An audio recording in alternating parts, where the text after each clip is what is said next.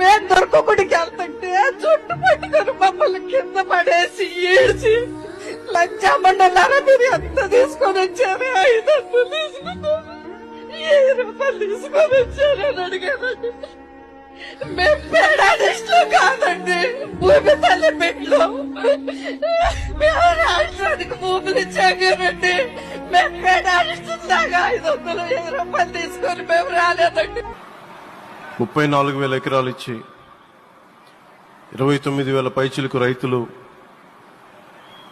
గత 5 సంవత్సరాలుగా నలిగిపోయి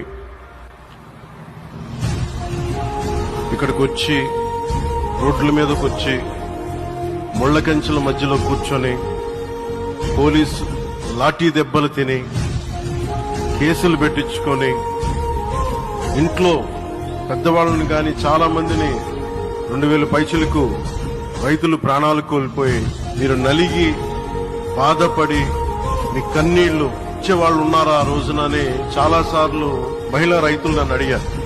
ఇది గౌరవ ప్రధానమంత్రి శ్రీ నరేంద్ర మోదీ గారికి తెలుస్తుందా అని ఒకసారికి 5 సంవత్సరాల క్రితం మీరు అడిగారు.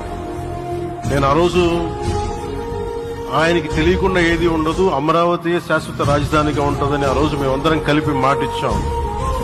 ఆ ఇచ్చిన మాట ప్రకారం ఈ రోజున గౌరవ ప్రధానమంత్రి గారి చేతుల మీదుగా మళ్ళీ ఇంకొకసారి పునఃప్రారంభం జరగబోతుంది.